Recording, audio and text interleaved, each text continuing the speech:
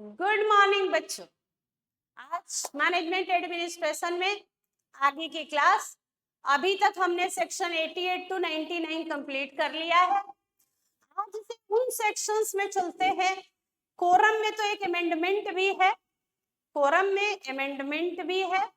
और उससे पहले ईजीएम क्या होता है, नोटिस, ऑर्डिनरी नोटिस किनको भेजवाएं, कैसे भेजवाएं, कितने दिन पहले भेजवाएं, और अगर हमें डेट ऑफ एजीएम वहां से कैलकुलेट करवाए या पूछे कि नोटिस वैलिड है कि नहीं, तो इस तरीके के क्वेश्चन कैसे बनेंगे।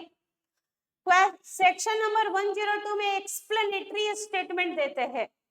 अगर पकड़ की पकड़ किसी कंपनी में 2% या उससे ज्यादा है, पकड़ मतलब प्रमोटर केएमपी डायरेक्टर और उनके रिलेटिव्स का अगर किसी दूसरी कंपनी में 2% है, उससे ज्यादा की शेयर होल्डिंग है, तो ये बात डिस्क्लोज करनी है। तो आज शुरू करने जा रहे हैं हम लोग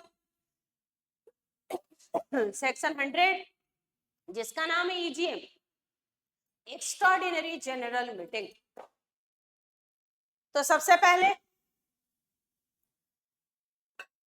आज नवरात्रा शुरू हुआ है बेटा, तो हैप्पी नवरात्रा सारे बच्चों को, हैप्पी हैप्पी नवरात्रि।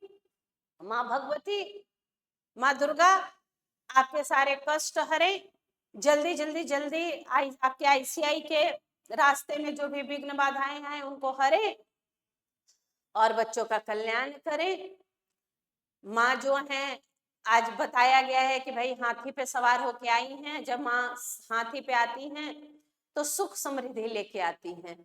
तो आप सबके जीवन में भी सुख समृद्धि, हम सबके जीवन में सुख और समृद्धि आए, ऐसी नवरात्रि, हैप्पी नवरात्रि सबको। तो चलो शुरू करते हैं बेटा सेक्शन 101।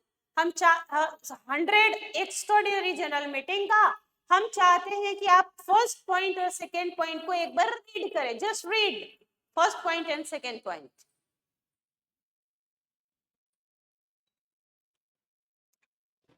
ईजीएम कौन बुला सकता है, ईजीएम कौन बुलाएगा? सेक्शन 100 का सबसेक्शन 1, 2, 3 दिया हुआ है। कौन बुलाता है बेटा ईजीएम एक्स्ट्राऑर्डिनरी जनरल मीटिंग?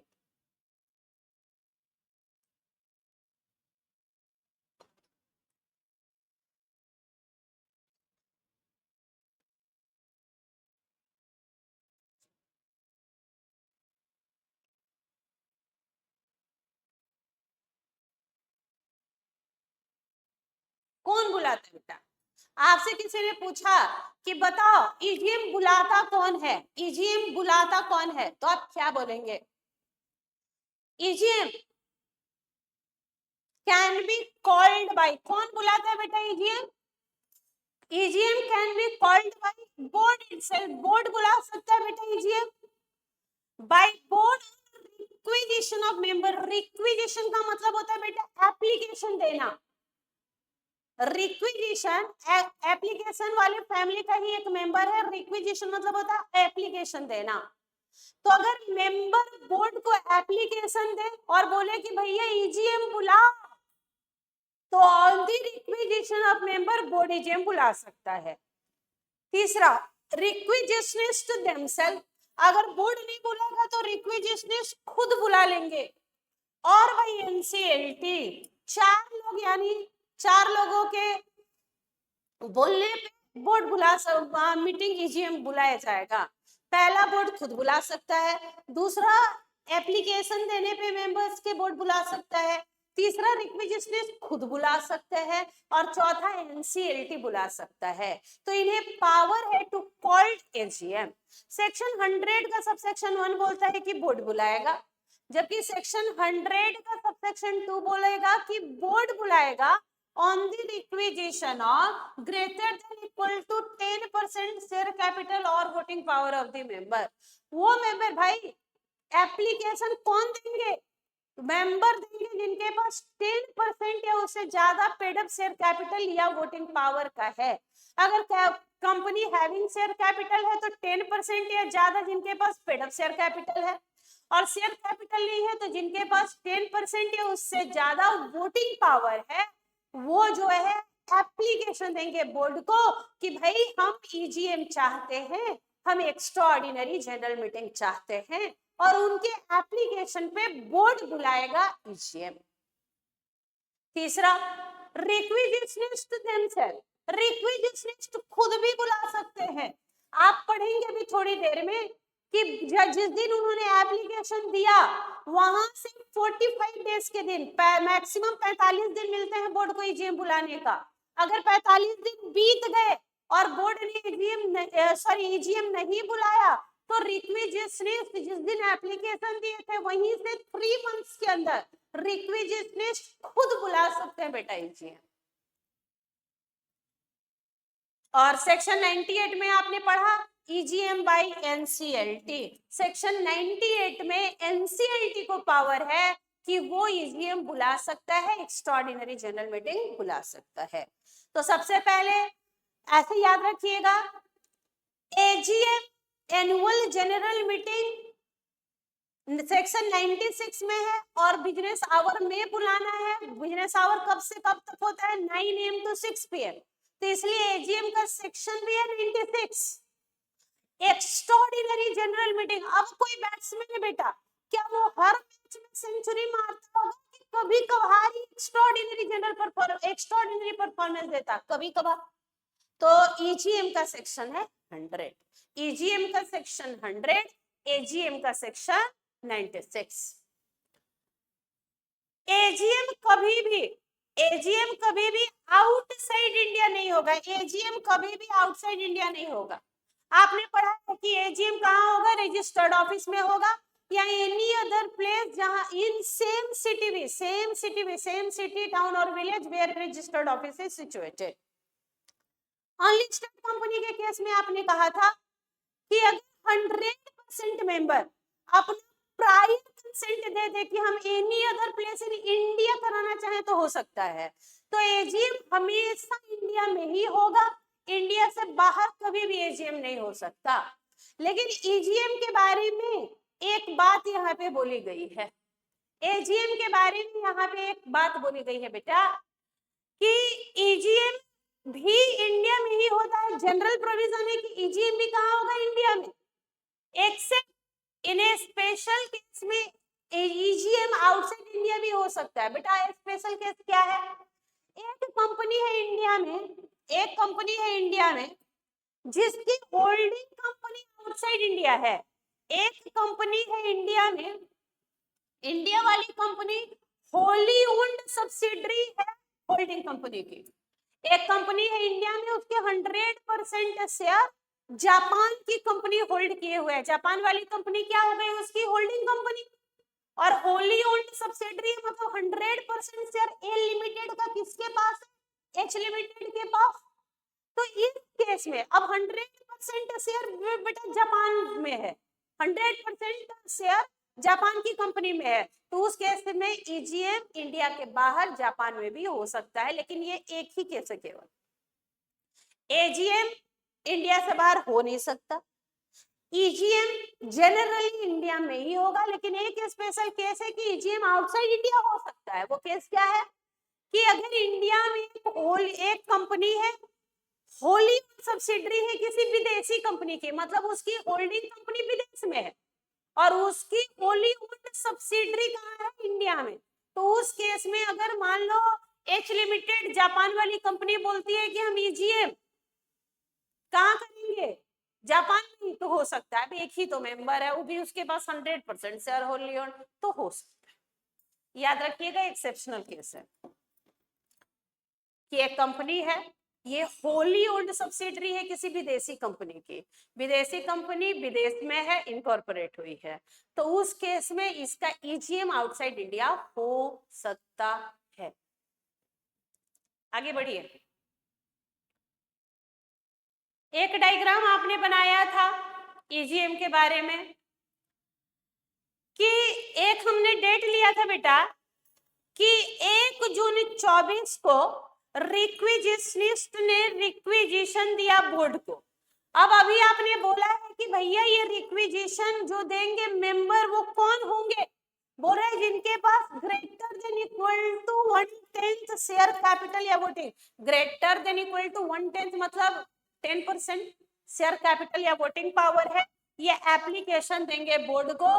किस चीज का एप्लीकेशन है बेटा, ये क्या चाहते हैं, ये ईजीएम चाहते हैं, एक्स्ट्राऑर्डिनरी जनरल मीटिंग।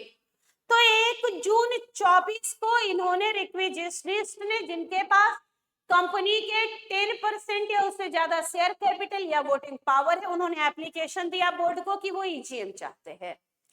जिस दिन बोर्ड को एप्लीकेशन मिला वहां से 3 दिन के अंदर ये सारे मेंबर को नोटिस भेजवाएंगे कि कुछ मेंबर हैं जो ईजीएम कराना चाहते हैं।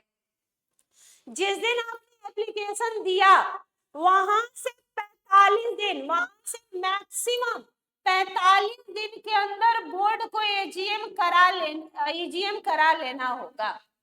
जिस दिन आपने एप्लीकेशन दिया वहां से 45 दिन के अंदर बोर्ड को ईजीएम बुला लेना होगा। अगर बोर्ड ईजीएम बुला लेता है तो जितने खर्चे आए ईजीएम के वो तो कंपनी बियर कर लेगी। लेकिन अगर 45 दिन बीत गए और बोर्ड ईजीएम नहीं बुला पाया तो ईजीएम कौन बुलाएगा, रिक्विजिशनिस्ट खुद बुला लेंगे ईजीएम। जिस दिन एप्लीकेशन दिया है रिक्विजिशनिस्ट ने मेंबर ने कि वो ईजीएम चाहते हैं, वहां से 45 दिन के अंदर बोर्ड ईजीएम बुलाएगा और 45 दिन बीत गए और अगर बोर्ड ईजीएम नहीं बुला पाया तो रिक्विजिशनिस्ट खुद ईजीएम बुला लेंगे। कितने दिन के अंदर, 3 मंथ्स। 3 मंथ्स कहां से कैलकुलेट कर रहे हैं, जिस दिन एप्लीकेशन दिया, यानी सारे डेट जिस दिन एप्लीकेशन दिया वहीं से कैलकुलेट हो रहा, वहीं से 45 दिन बोर्ड को समय और वहीं से 3 मंथ्स रिक्विजिशनिस्ट को। अब 45 दिन के अंदर बुला लेना है, 45 दिन के अंदर बुलाना है तो जब 21 दिन कम से कम 21st डे स्टार्ट होगा तो उस दिन इनको प्रोसीडिंग शुरू कर देनी होगी। क्यों प्रोसीडिंग शुरू कर देनी होगी, क्योंकि 21 दिन का तो नोटिस जाएगा, 21 दिन का तो नोटिस जाएगा। 2 दिन नोटिस को भेजने का सर्विस का डेट लेते हैं, 2 दिन की, कम से कम 2 दिन में पहुंचेगा और 1 दिन डेट ऑफ मीटिंग का। तो आपको 21वें दिन शुरू कर देना होगा, क्योंकि 21वें दिन शुरू कर दीजिएगा तभी तो ये 24 दिन ले लीजिए और तो 45 दिन का ही तो टोटल समय है। तो इस तरीके से टोटल 45 दिन इन्होंने कैलकुलेट किया है। जिस दिन एप्लीकेशन दिया उसके 21वें दिन कम से कम बोर्ड को प्रोसीडिंग शुरू कर देनी होगी, क्योंकि बोर्ड के पास अब 24 दिन ही तो है, बोर्ड के पास तो अब 24 दिन ही तो है बेटा, 24 डेज ही तो बचा है। देखिए वॉल्यूम आ रहा है,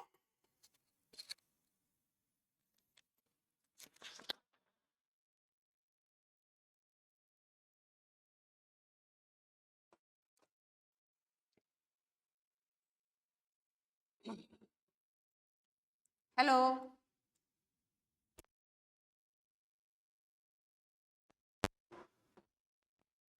वॉल्यूम, वॉल्यूम ठीक है, हेलो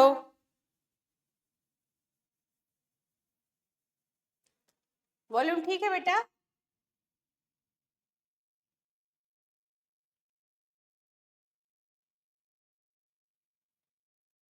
वॉल्यूम एक बार देख के बताइए वॉल्यूम ठीक है, थोड़ा सा कंफर्म करें। वॉल्यूम चली गई है, नहीं आ रही है, देखो बेटा एक बार चेक करो आ रही है।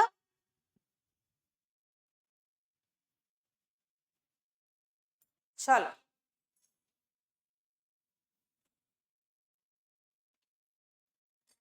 तो आपने एप्लीकेशन दिया कि आप क्या चाहते हैं, ईजीएम।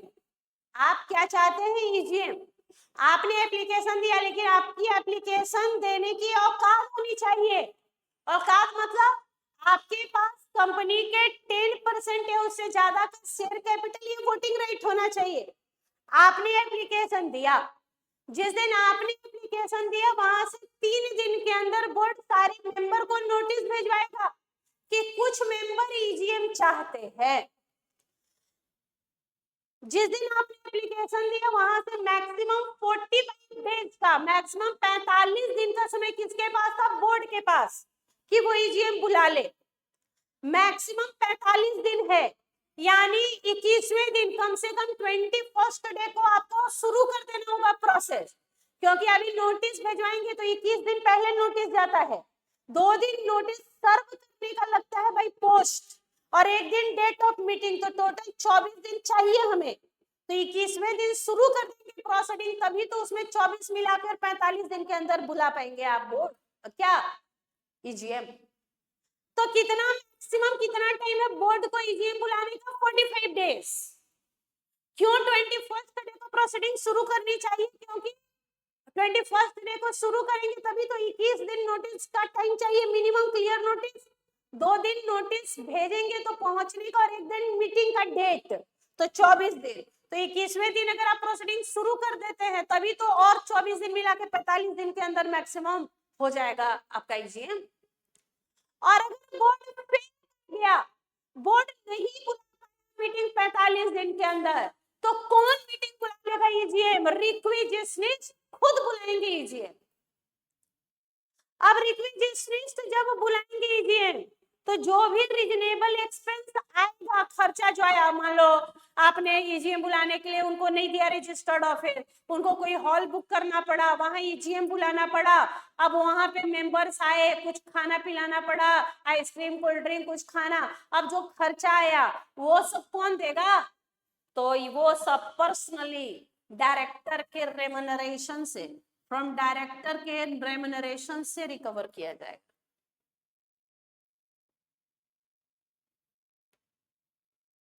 जब मीटिंग कौन बुलाते हैं? When meeting is called by requisitionist. अगर मीटिंग रिक्विजिशनिस्ट बुलाते हैं तो वो रीजन नहीं बताएंगे कि ईजीएम क्यों बुलाए हैं, और कंपनी को उनको सारे मेंबर्स का लिस्ट प्रोवाइड कराना होगा कि ये रहे सारे मेंबर्स, क्योंकि अब सबको नोटिस भिजवाना है ना बेटा, ईजीएम बुलाना है।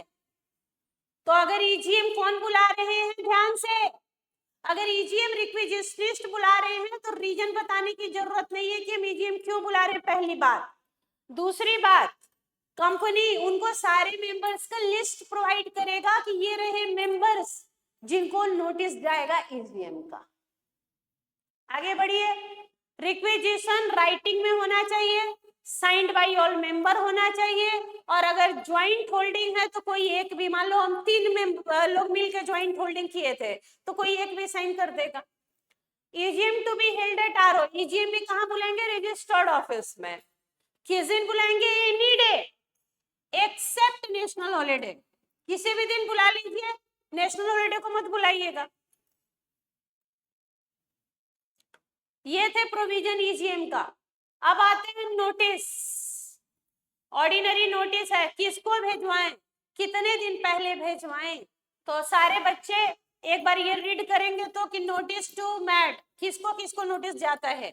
सारे बच्चे 1 मिनट का समय लें और देखिए तो किसको किसको बेटा नोटिस भेजवाया जाए, किसको किसको नोटिस भेजवाया जाए।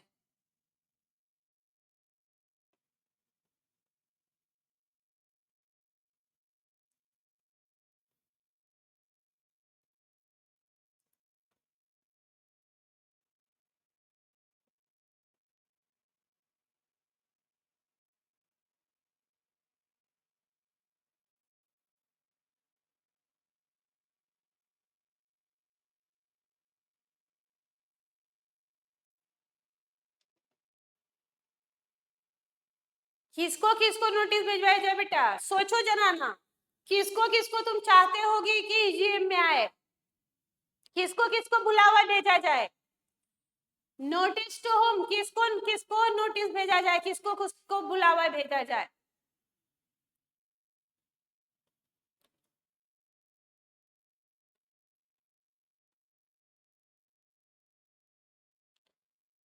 नोटिस भिजवाएंगे मैड को, एम मैड मतलब पागलों को, बराबर। एम का मतलब मेंबर, सारे मेंबर्स। अगर कोई मर गया तो उसके लीगल रिप्रेजेंटेटिव को, अगर कोई दिवालिया हो गया तो उसके ऑफिशियल रिसीवर को, ए का मतलब ऑडिटर को, सारे ऑडिटर, चाहे वो कंपनी ऑडिटर हो, कॉस्ट ऑडिटर हो, सेक्रेटरियल ऑडिटर हो, सबको नोटिस भिजवाइए। और डी मतलब डायरेक्टर्स को। इसके अलावा सेक्रेटेरियल स्टैंडर्ड 2 बोलता है बेटा ICSI का, कंपनी सेक्रेटरी इंस्टीट्यूट का SS2 बोलता है सेक्रेटेरियल स्टैंडर्ड 2 कि डिवेंचर ट्रस्टी और कंपनी सेक्रेटरी को भी नोटिस भिजवाना चाहिए जनरल मीटिंग का। अब वो जनरल मीटिंग AGM हो या EGM हो, आप डिवेंचर ट्रस्टी को और कंपनी सेक्रेटरी को भी नोटिस भिजवाइए। एक बार मुंह खोल के बोलिए तो बेटा किसको किसको नोटिस भिजवाएंगे? MAD, में एम मतलब सारे मेंबर्स। अगर कोई मेंबर मर गया तो उसके लीगल रिप्रेजेंटेटिव को, अगर कोई दिवालिया हो गया तो उसके ऑफिशियल रिसीवर को, एक मतलब ऑडिटर्स को, सारे ऑडिटर को, चाहे वो कंपनी ऑडिटर हो, कॉस्ट ऑडिटर हो, सेक्रेटरियल ऑडिटर हो, सबको। और डी का मतलब डायरेक्टर्स को। और SS2 बोलता है सेक्रेटरियल स्टैंडर्ड 2 कि डिवेंचर ट्रस्टी और कंपनी सेक्रेटरी को भी नोटिस भिजवाना चाहिए। यहाँ जो इन्होंने बोला ना बेटा ऑडिट टाइप ऑफ ऑडिटर, तो जो सेक्रेटरियल ऑडिटर होते हैं वो कौन होते हैं? कंपनी सेक्रेटरी इन प्रैक्टिस, उनको। कितने दिन का नोटिस भेजवाएं भैया? कितने दिन पहले बताना है। क्या कल मीटिंग है तो आज नोटिस भेज दें क्या कि कल आ जाना है मुंबई? बोले नहीं, 21 डेज का क्लियर नोटिस हो जाना चाहिए। 21 डेज का क्लियर नोटिस मतलब इस दिन, जिस दिन नोटिस भेज रहे हैं, जिस दिन मीटिंग है और 2 दिन सर्विस का कुछ शामिल नहीं है। 21 days clear notice, 21 days clear notice. कैसे भेजे? राइटिंग में, ईमेल से भेजो। In order to conduct a proper general meeting, writing में भेजेंगे, राइटिंग में भेजेंगे या ईमेल। कैलकुलेशन ये बहुत इंपॉर्टेंट है कि अगर कोई भी आपको क्वेश्चन पूछा ना नोटिस का, तो डे ऐसे ही कैलकुलेट करना है, तुमको रट्टा मार लेना है। मैडम रट्टा रट लो। आपको दिया है डे नोटिस बाय पोस्ट भेजने का, कि नोटिस बाय पोस्ट जा रहा है, तो डेट ऑफ पोस्टिंग किस दिन नोटिस भेजा गया वो ले लीजिए और उसमें 24 दिन जोड़ दीजिए तो डेट ऑफ मीटिंग आ जाएगा। आपको डेट दिया रहेगा कि इस दिन नोटिस भेजा गया, तो डेट ऑफ पोस्टिंग ले लीजिए, उसमें 24 डेज जोड़ दीजिए तो आ जाएगा आपका डे ऑफ मीटिंग। 24 डेज जोड़ दीजिए। कैसे आया 24? 21 दिन क्लियर, 2 दिन सर्विस, 1 दिन डे ऑफ मीटिंग का, तो 24 दिन जोड़ दीजिए तो आ जाएगा डेट ऑफ मीटिंग। अगर यही हम भाई ईमेल भेज रहे बेटा, ईमेल, तो 2 दिन जो पोस्ट वाला था वो सेव हो गया, तो यहाँ पे हो जाएगा जिस दिन भेजा तुमने ईमेल, डेट ऑफ पोस्टिंग, उसमें जोड़ेंगे 22 दिन। 22 दिन क्यों? 21 दिन क्लियर नोटिस का और 1 दिन डेट ऑफ मीटिंग का। ये सारे तुम रट जाओ, कोई दिक्कत नहीं है। मान लो तुमसे क्वेश्चन पूछा कि डेट ऑफ मीटिंग ये है, तो बताइए कि किस दिन नोटिस भेजा गया था। ये नहीं पूछता, यही पूछता है कि डेट ऑफ पोस्टिंग देकर पूछता है कि मीटिंग का डेट बताइए। तो अगर बाई पोस्ट भेज रहे हैं तो डेट ऑफ पोस्टिंग में 24 दिन जोड़ के डेट ऑफ मीटिंग निकालेंगे, और अगर बाय ईमेल भेज रहे हैं तो डेट ऑफ पोस्टिंग में 22 दिन जोड़ के और डेट ऑफ मीटिंग निकालेंगे। और अगर उसने मीटिंग का डेट कुछ और दिया है और आपसे पूछ रहा है कि क्या ये नोटिस वैलिड है, तो आपको बताना है कि नोटिस वैलिड है कि नहीं है। 1 मिनट का समय लीजिए और ये डेट ये याद कीजिए। याद हो गया क्या?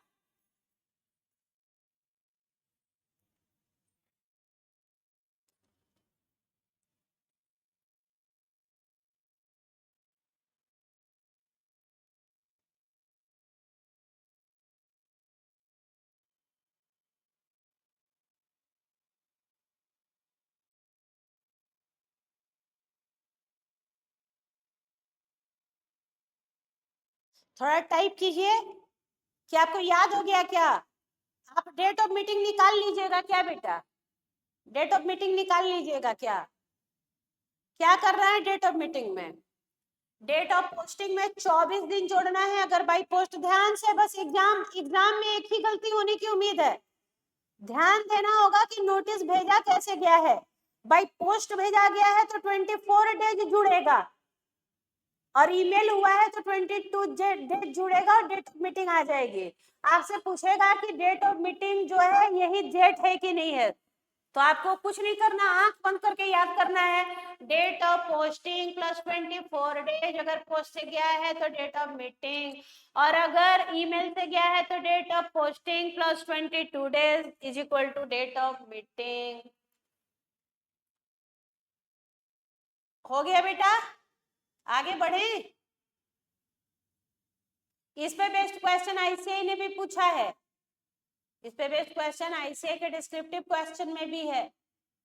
उन्होंने डेट ऑफ पोस्टिंग दे दिया, भेजे हैं, और आपसे पूछा है कि मीटिंग का डेट वैलिड है कि नहीं, इस दिन मीटिंग होगी कि नहीं।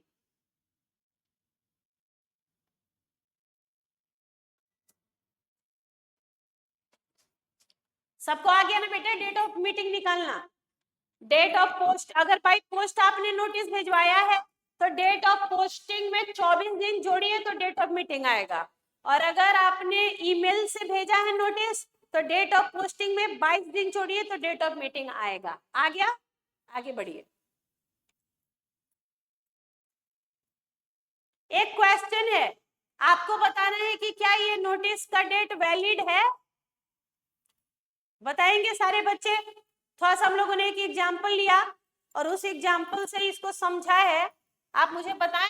देखो, ABC issued notice by post, कैसे भेजा एबीसी ने, बाय पोस्ट नोटिस भेजा है।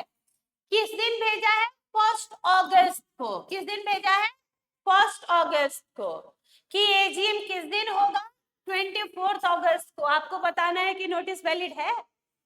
क्या कीजिए, 1 अगस्त ले लीजिए डेट ऑफ पोस्टिंग, इसमें जोड़ दीजिए कितना दिन, 24 दिन, बाई पोस्ट है तो 24 दिन, तो 25 अगस्त आ रहा है डेट ऑफ मीटिंग, जबकि ये 24 को बुला रहे हैं, यानी नोटिस वैलिड नहीं हुआ। No, notice is not valid, it is sorted by 1 day. एक दिन से कम हो गया ना बेटा।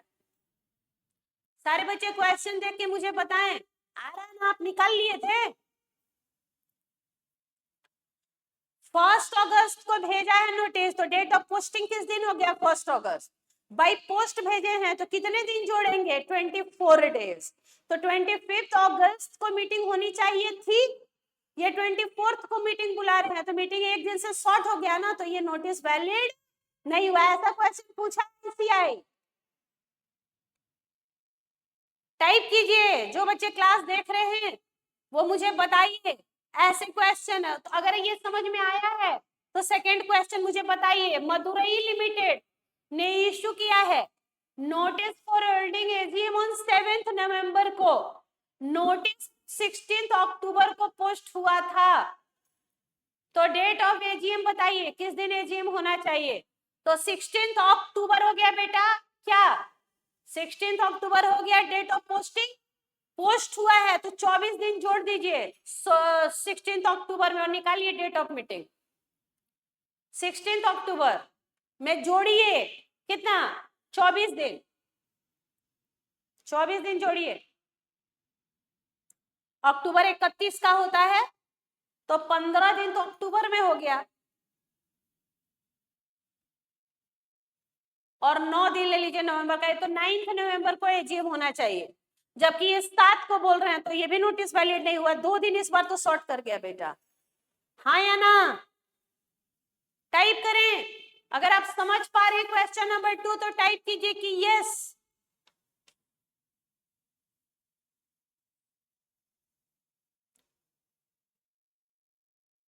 मदुरई लिमिटेड नोटिस भेजा है कि एजीएम 7 को करवाना चाहता है, नोटिस 16 अक्टूबर को भेजा है। बताइए कि क्या डेट होना चाहिए मीटिंग का।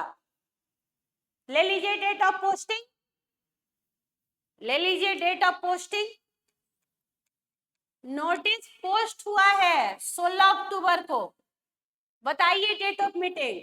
तो डेट ऑफ पोस्टिंग ले लेते हैं हम 16 अक्टूबर, इसमें जोड़ेंगे 24 डेज, तो अक्टूबर 31 का होता है तो 15 दिन यहाँ और 9 दिन, 9 November is the date of meeting. Date of meeting क्या निकल के आया? 9 नवंबर, जबकि ये मीटिंग कब चाहते हैं? 7 को। नोटिस वैलिड नहीं है, 2 दिन से शॉर्ट कर गया।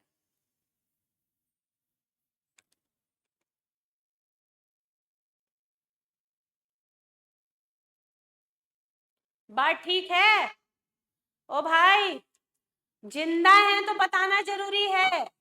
आप, कोई जरूरी नहीं है कि आप लाइव क्लासेस देख रहे हैं, लेकिन अब जब भी क्लास देख रहे हैं, लाइव क्लास देख रहे हो, रिकॉर्डेड क्लास देख रहे हो, बाद में क्लास देख रहे हो, तो चैट बॉक्स में थोड़ा हाँ ना जवाब दीजिए टीचर को, क्योंकि आप मेरे सामने फेस टू फेस में नहीं बैठे हुए हैं कि हम आपको देख पाए। तो एक ही माध्यम है कम्युनिकेशन का, वो है चैट बॉक्स में। आप मुझे बताएं कि ऐसा कोई भी क्वेश्चन आया जहां डेट ऑफ पोस्टिंग दी है और डेट ऑफ नोटिस बता, मीटिंग बतानी है, तो बता पाओगे कि नहीं? यस और नो, यस और नो, बता पाओगे कि नहीं बता पाओगे?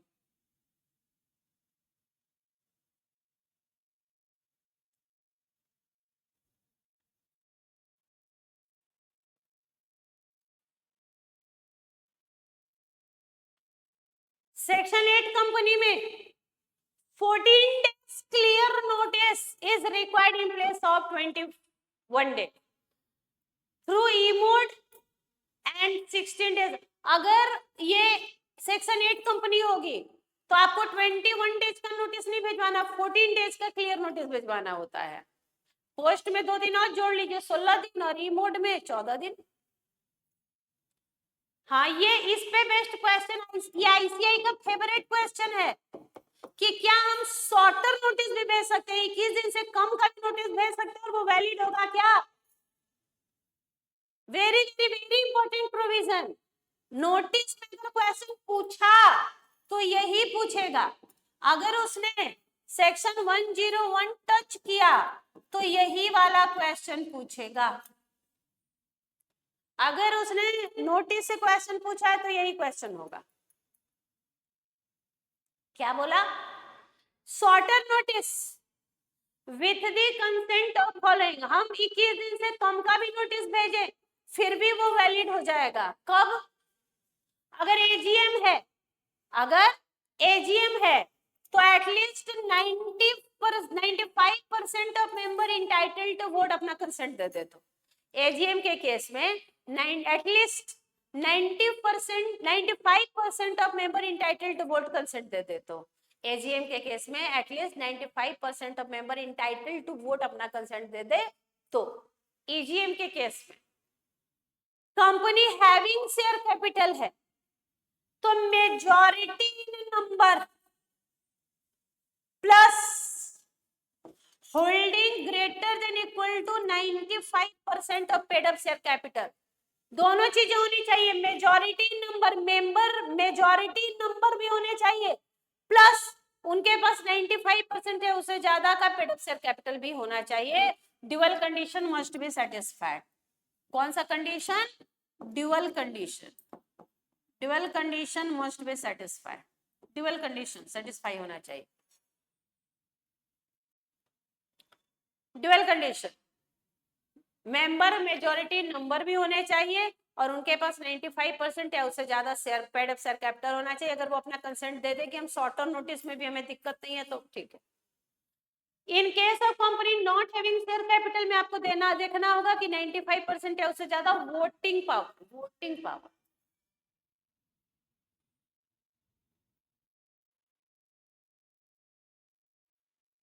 क्या बोला? कि शॉर्टर नोटिस भी वैलिड है, शॉर्टर नोटिस भी वैलिड है। एजीएम के केस में at least 95% of member entitled to vote consent दे। ईजीएम के केस में dual condition must be satisfied, majority in number plus 95% या उससे ज्यादा का पेड अप शेयर कैपिटल। और कंपनी जिसमें शेयर कैपिटल नहीं है उसमें एक ही कंडीशन है, 95% या उससे ज्यादा का वोटिंग पावर होना चाहिए।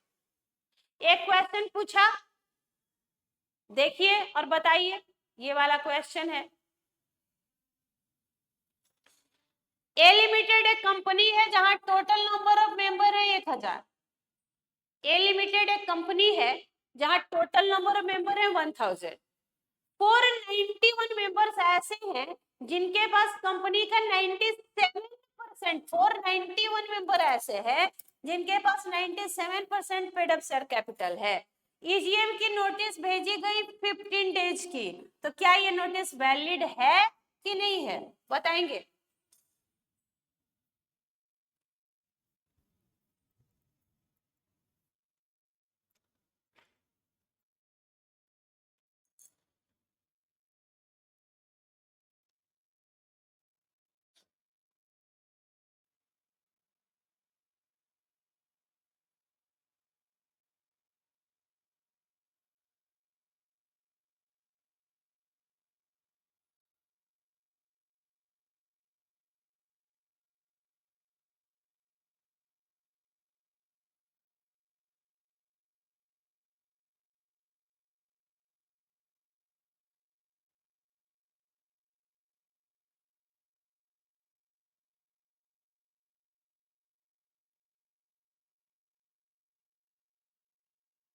बता बेटा। टोटल नंबर ऑफ मेंबर 1000 है। 491 मेंबर्स ऐसे हैं जिनके पास कंपनी का 97% पेड अप शेयर कैपिटल है। उन्होंने ईजीएम का शॉर्टर नोटिस भिजवाया है 15 दिन का, तो क्या ये वैलिड है नोटिस? बोला नहीं। अगर ईजीएम का केस है और कंपनी में शेयर कैपिटल है तो दो चीजें सेटिस्फाई होनी चाहिए, मेजॉरिटी इन नंबर प्लस 95% या उससे ज्यादा का पेड अप शेयर कैपिटल। तो यहाँ एक कंडीशन तो सेटिस्फाई हो गया कि 97% है, वो 95% से ज्यादा है। लेकिन मेंबर 1000 में मेजॉरिटी कब होगा? जब 501 होंगे ना, यहाँ 491 है, तो नोटिस वैलिड नहीं हुई।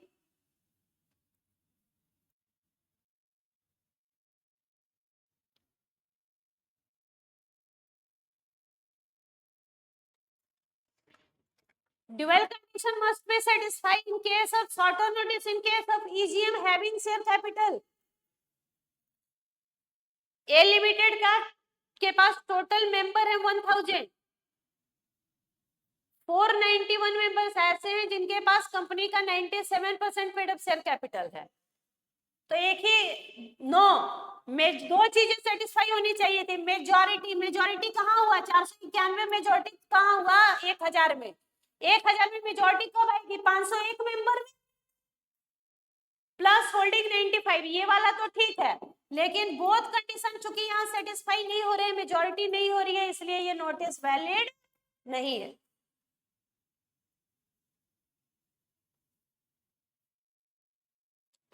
आगे बढ़िए, कुछ और बातें हैं नोटिस में। पहला, एक्सीडेंटल ओमिशन। एक्सीडेंटल मतलब अनजाने में। ए बेटा, एक्सीडेंट जानबूझ के कोई करता है क्या?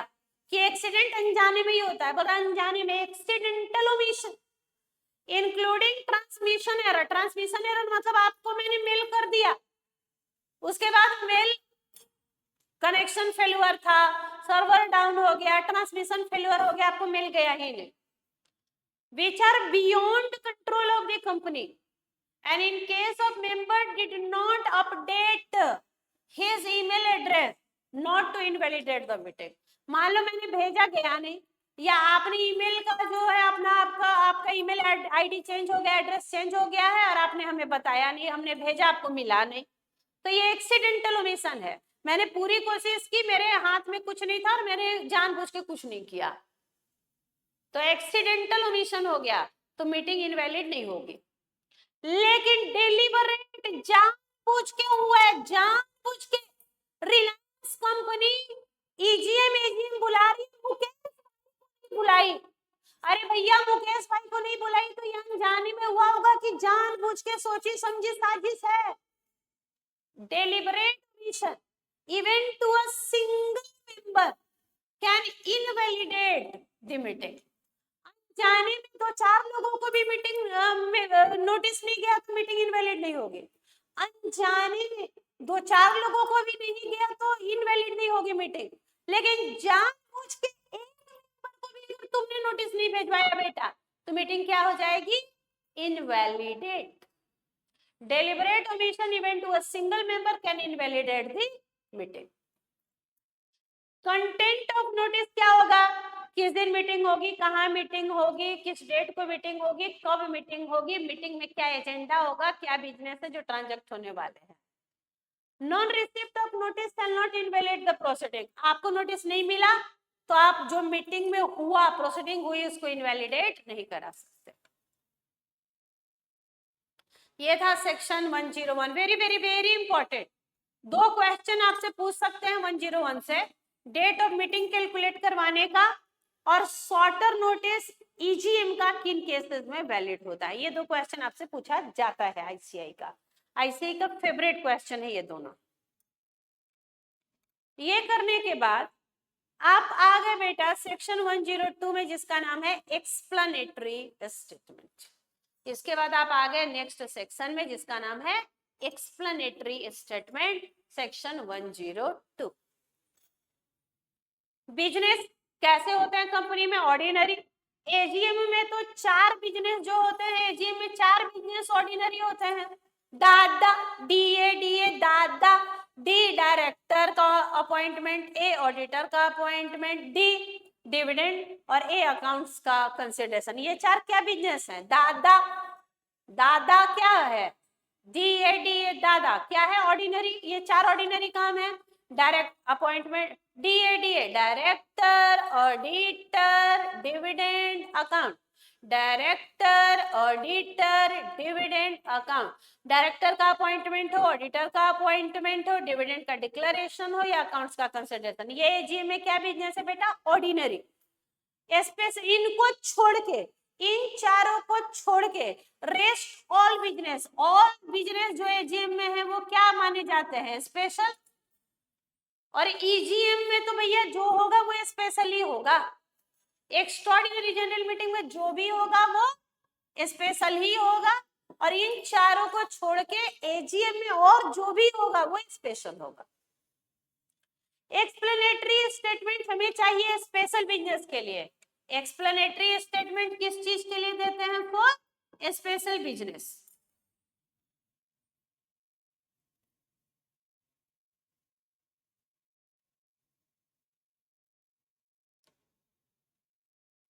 Basic information and all material fact must be disclose. Basic information और सारे जो मटेरियल फैक्ट है, सिग्निफिकेंट फैक्ट है वो डिस्क्लोज करना होता है।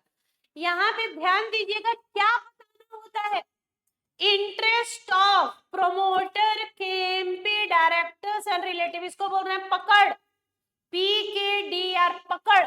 अगर पकड़ की पकड़ किसी दूसरे कंपनी में 2% या उससे ज्यादा है तो ये बात आपको बताना है। Basic information plus all material fact must be disclose. Interest of, किसका इंटरेस्ट?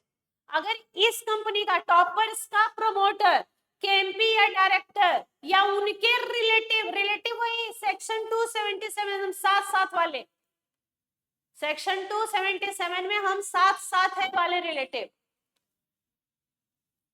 अगर इनका शेयर होल्डिंग किसी दूसरी कंपनी में 2% या उससे ज्यादा है, शेयर होल्डिंग कितना? 2% या उससे ज्यादा के शेयर होल्डिंग है किसी दूसरे कंपनी में, तो ये बात बताना है। याद करेंगे 1 मिनट का समय लेके। पकड़ की पकड़ किसी दूसरी कंपनी में 2% या उससे ज्यादा है तो क्या ये बात डिस्क्लोज करना है? पकड़ की पकड़, पकड़ मतलब पीकेडीआर, पकड़, पीकेडीआर, पकड़। पकड़ मतलब promoter, director, KMP, relative. Promoter, KMP, director, relative. Promoter, KMP, director, relative. अगर पकड़ की पकड़, अगर पकड़ की पकड़ किसी दूसरे कंपनी में 2% या उससे ज्यादा है तो ये बात डिस्क्लोज करना है। Explanatory statement plus full text of resolution required to only for special business. नहीं बताए तो, नहीं बताए तो दूसरी कंपनी के साथ जो भी ट्रांजैक्शन करके बेनिफिट उठाया होगा ना दूसरी कंपनी ने इस कंपनी से, क्योंकि तुम उस कंपनी के में इंटरेस्टेड हो, तो बेनिफिट जो भी डिराइव हुआ वो लौटाना पड़ेगा और पेनल्टी लगेगी। कितनी पेनल्टी लगेगी? दे देंगे, देख तो लो। 50,000 या 5 times the benefit derived, whichever is higher. Very very very important penalty 102. जो भी बेनिफिट उठाया इस कंपनी से दूसरे कंपनी को जो फायदा पहुंचाया पहले तो वो लौटा, और 50,000 या 5 गुना बेनिफिट का whichever is higher उतनी पेनल्टी लगेगी। आंसू निकल जाएंगे बेटा, आंसू ही निकलने वाले हैं। एक एग्जाम्पल हमने बनाया है, देखो डायग्राम, एक बार खुद रीड करो, एक बार हम समझाएंगे।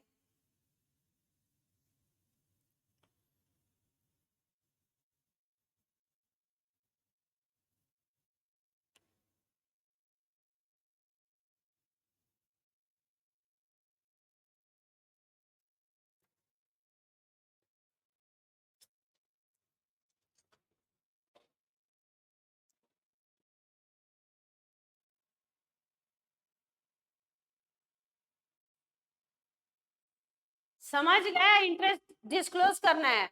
अगर पकड़ की पकड़ मतलब प्रमोटर, केएमपी, डायरेक्टर, रिलेटिव, पकड़ की पकड़ दूसरे मान लो हम टॉपर्स के प्रमोटर है और हम किसी दूसरे कंपनी में 2% से ज्यादा शेयर होल्डिंग रखते हैं, तो एक्सप्लेनेटरी स्टेटमेंट में बताना होगा। नहीं बताए तो जो भी बेनिफिट पहुंचाए है ना दूसरे वाली कंपनी को इस कंपनी से, वो लौटाना पड़ेगा। प्लस 50,000 या 5 गुना benefit whichever is higher उते पेनल्टी लगेगी। सो अलग एग्जांपल, एबीसी लिमिटेड एक कंपनी है, इस कंपनी में हमें मिस्टर ए डायरेक्टर, मेरा नाम ए है आरती, तो एबीसी लिमिटेड में मिस्टर ए हम डायरेक्टर हैं बेटा। मैंने XYZ लिमिटेड कंपनी का 25% शेयर होल्डिंग भी है मेरे पास, मतलब हम एक इस कंपनी में हम डायरेक्टर हैं, तो हो गया ना पकड़, प्रमोटर, केएमपी, डायरेक्टर या रिलेटिव, तो पकड़ है हम डायरेक्टर। हम XYZ लिमिटेड में कितने परसेंट शेयर होल्डिंग रखते हैं? 25%। 2% में ही बताना था, हम कितना रख रहे हैं शेयर होल्डिंग? 25%। तो मुझे डिस्क्लोज करना था कि नहीं करना था? मैंने नहीं किया। तो एबीसी लिमिटेड अपना अंडरटेकिंग बेच रही है जिसका मार्केट वैल्यू चल रहा है 80 करोड़, और 80 करोड़ का अंडरटेकिंग 50 करोड़ में XYZ को बेच रही है, यानी 30 करोड़ का फायदा उठवा रही है। अगर उसने एक्सप्लेनेटरी स्टेटमेंट नहीं दिया तो सबसे पहले 30 करोड़ तो रिफंड करना होगा एबीसी को। 30 करोड़ किसको रिफंड करना होगा? एबीसी को। प्लस 50,000 और 5 गुना बेनिफिट का मतलब 5 इंटू 30 करोड़, 150 करोड़, और 50,000 या 5 इंटू 30, 5 इंटू 30 मतलब 150 crore, whichever is higher, 150 crore penalty लगेगी। सोचो मर जाएगा डायरेक्टर, आत्महत्या के अलावा कुछ बच रहा है? तो ये काम नहीं करना। जैसे ही इंटरेस्ट है डिस्क्लोज करो, नहीं करोगे तो मर जाओगे, और तो अकेले नहीं मरोगे, पूरा परिवार को मरना होगा। 150 करोड़ कहां से लाओगे? तुम तो डूबे ही सनम, सबको लेकर डूबोगे।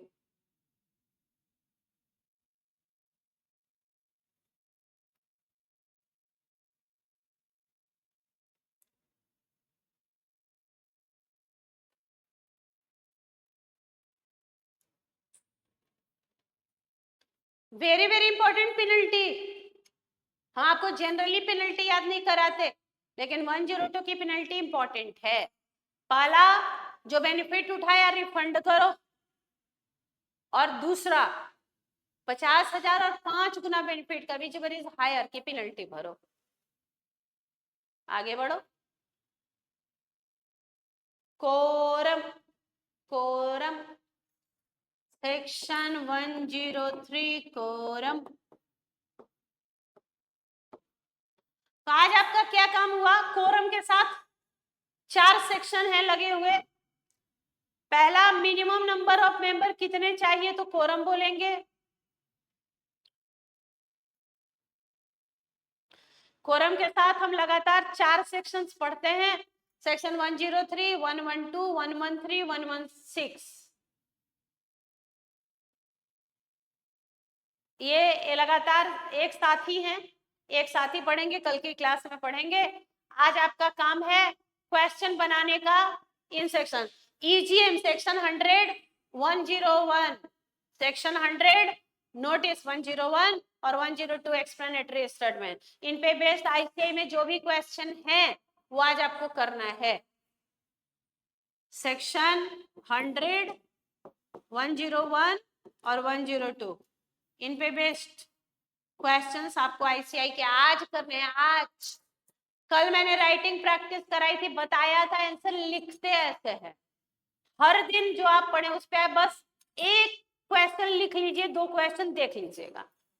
एक क्वेश्चन लिख लीजिए, 2 कर लीजिए, डेली प्रैक्टिस करते रहेंगे, पूरा वीक में समराइज करेंगे और हम लॉ में पकड़ बनाएंगे।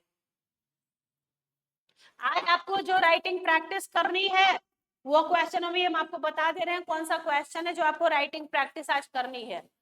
कर करके कल मुझे 5 बच्चे व्हाट्सएप पे राइटिंग प्रैक्टिस भेजे थे, मैंने उनकी कॉपी चेक करी है। आप भी चाहते हैं कि आपकी कॉपी टीचर चेक करे, आपको गलतियां बताए, तो भेजिए लिख के मुझे।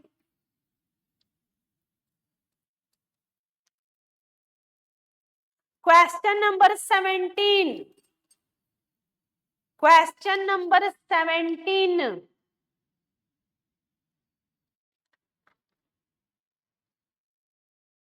14 और 17 14 17 6 14 17 3 6 14 17 आज का 3 6 14 17 question number 3 6 14 and 17 writing practice में जा रहा है। राइटिंग प्रैक्टिस में जा रहा है, कोई 2 क्वेश्चन 14 17 को राइट कर लीजिए और 3 6 को एक बार ऑडिट कर लीजिए। आईसीआई जाइए, आईसीआई का जो क्वेश्चन है, आईसीआई का क्वेश्चन नंबर 3 6 14 17 आज प्रैक्टिस करनी है। क्वेश्चन नंबर 14 और 17 का आंसर राइटिंग में लिखिए और क्वेश्चन नंबर 3 और 6 को एक बार देख लीजिए इसका क्या आंसर दिया है। लेकिन आप डायरेक्ट आंसर मत देखिएगा, पहले क्वेश्चन को केयरफुली रीड करें और आप देखिए कि आज आपने जो पढ़ा उसके आधार पे क्या आप इन चारों क्वेश्चन के आंसर बता पा रहे हैं। अगर आपका आंसर है यस मैम हम बता पा रहे हैं, तो आपका पढ़ना और मेरा पढ़ाना दोनों सफल हो गया आज का। तो चलिए फिर से एक बार हैप्पी नवरात्रि। लगे रहें, स्वस्थ रहें, व्यस्त रहें, मस्त रहें और पढ़ते रहें। और डेली इधर मुझे अभी नवरात्रि में क्लास का टाइमिंग थोड़ा एक्सटेंड किया, अभी नवरात्रि में थोड़ा सा पूजा पाठ में थोड़ा ज्यादा समय लग रहा है। सुबह नवरात्रि करते हैं बेटा हम 9 दिन, तो अभी जो है 10 बजे से क्लासेस होंगी नवरात्रि तक। दशहरा के बाद जो है फिर हम सुबह 9 बजे से आ जाएंगे। अगर आपसे क्वेश्चन बन रहा है तो मेरा पढ़ाना और तुम्हारा पढ़ना दोनों सफल। चलिए चैनल को लाइक करें, सब्सक्राइब करें, ये बोला जाता है तो हम भी बोल रहे हैं। और मेरा अपना भी यूट्यूब चैनल है सहज सीए बाय सीआरती से, उस पर भी क्लासेस जाती हैं। तो और टॉपर्स में अपने छोटे भाई बहन रिश्तेदार फ्रेंड वगैरह को भेजिए फाउंडेशन इंटर में। आज से फाउंडेशन की क्लासेस भी शुरू होने जा रही हैं। तो चलिए मुलाकात होगी आपसे कल फिर 10 बजे। Bye bye, take care.